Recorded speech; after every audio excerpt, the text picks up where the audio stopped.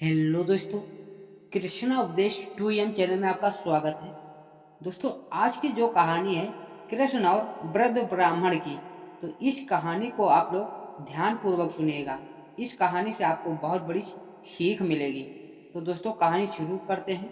दोस्तों, एक समय की बात है। द्वारका का एक विशाल नगर था। वह सोने चांदी से जड़ी गलियों हर ओर श्री कृष्ण के जयकारों से गूंज रही थी। इसी नगर में एक वृद्ध ब्राह्मण वर्षों से रहता था। वह बहुत धार्मिक और सत्यनिष्ठ और साधु संस्कार वाले थे। उनका जीवन संयम, सेवा और पूजा में बीता करता था। फिर भी उनका जीवन कष्टों से भरा रहता था। उनकी स्थिति दिन प्रतिदिन दयनीय होती जा रही थी। कभी वे एक प्रतिष्ठा विद्वान थे, लेकिन अब वृद्धावस्था ने उन्हें कमजोर कर दिया।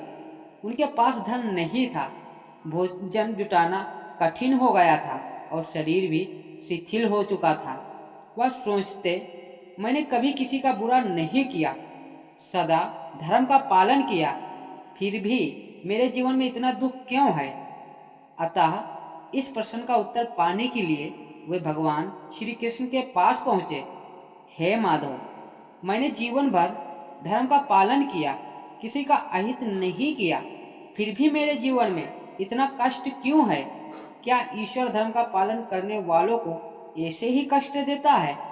श्री कृष्ण मुस्कुराए और उनकी आंखों में करुणा थी, लेकिन उनके मुख पर रहस्य का भाव भी था।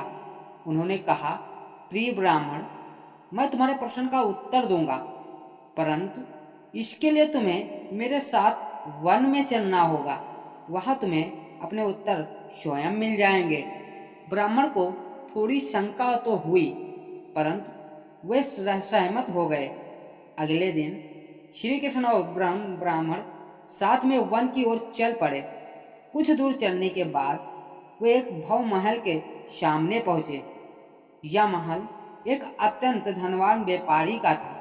सोने से जड़ी दीवारें, चमकते हुए रत्नों से सुसज्जित द्वारा और सैकड़ों सेवकों से घिरा एक समृद्ध व्यक्ति था।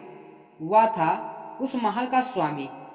जैसे ही श्री कृष्ण और ब्राह्मण महल में पहुंचे, व्यापारी ने उनका स्वागत किया, किंतु उसमें से कोई श्रद्धा नहीं थी।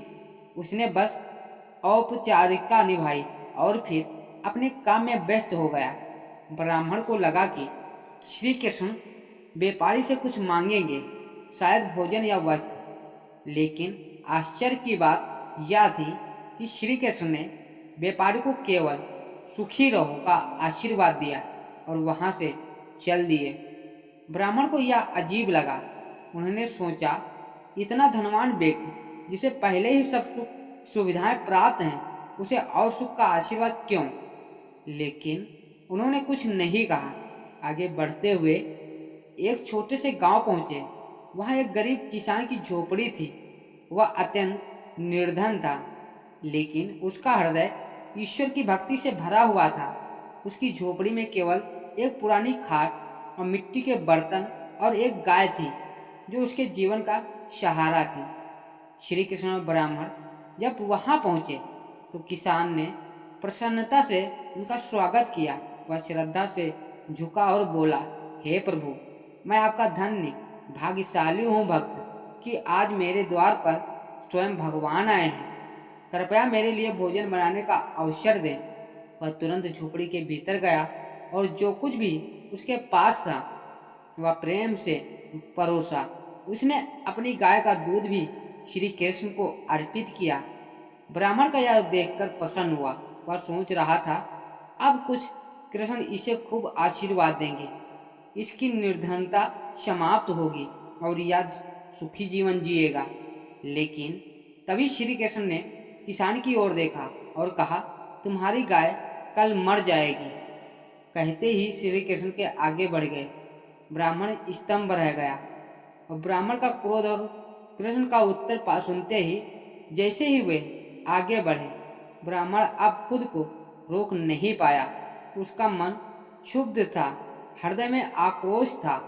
वह श्री कृष्ण के सामने खड़ा हो गया और बोला, हे प्रभु, यह क्या अन्याय किया आपने। उस अमीर व्यापारी को सुख का आशीर्वाद दिया, जबकि वह तो पहले से ही सुखी था। और यह गरीब किसान जो इतना धार्मिक और निस्वार्थ था, उसे आपने उसकी एकमात्र गाय के मरने की सूचना दे दी। क्या यही आपकी न्याय व्यवस्था है? श्री कृष्ण हल्के से मुस्कुराए और बोले, प्रिय ब्राह्मण, जो तुम देख रहे हो वह केवल सतही सत्य है। सच्चाई इससे कहीं अधिक गहरी है। ब्राह्मण ने अचरज से उनकी ओर देखा। वह अमीर व्यापारी लोभी था, मोह माया में फंसा हुआ था। उसके लिए यह दुनिया ही सब कुछ थी। मैंने उसे और सुख का आशीर्वाद दिया ताकि वह और इसी तरह भौतिक संसार में उलझा रहे और मोक्ष के मार्ग पर न आए। लेकिन वह गरीब किसान, ब्राह्मण ने पूछा। श्री कृष्ण बोले, वह किसान अत्यंत पवित्र आत्मा था। उसकी केवल एकमात्र बाधा उसकी गाय थी। वह अपनी गाय को लेकर इतना चिंतित रहता था कि उसे छोड़कर ईश्वर का पूर्ण स्मरण नहीं कर पाता था। इसलिए उसकी गाय को हटा दिया गया ताकि वह पूरी तरह से भक्ति में लीन हो सके और इस जन्म में ही मोक्ष प्राप्त कर सके। ब्राह्मण का यह सुनकर निरंतर हो गया और उसे एहसास हुआ कि ईश्वर की योजना को समझना आसान नहीं है। हम जो देखते हैं वह केवल सतह पर होता है, लेकिन जो वास्तविकता कहीं अधिक गहरी और पूर्ण होती है। दोस्तों, अब ब्राह्मण की आंखें खुल चुकी थी। उसने अपने ही जीवन को देखा। वह जो अपने दुखों की शिकायत करता था, वह समझ चुका था कि यह सब कुछ किसी न किसी कारण से ही हुआ होगा। उसने कृष्ण के चरणों में गिरकर कहा, हे प्रभु, आज आपने मेरी अज्ञानता को दूर कर दिया। अब मुझे कोई शिकायत नहीं है।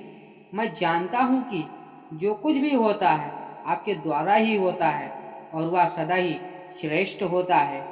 श्री कृष्ण मुस्कुराए और उसे आशीर्वाद दिया। दोस्तों, ईश्वर की योजना हमारे समझ से परे होती है। जो दिखता है वह हमेशा सत्य नहीं होता।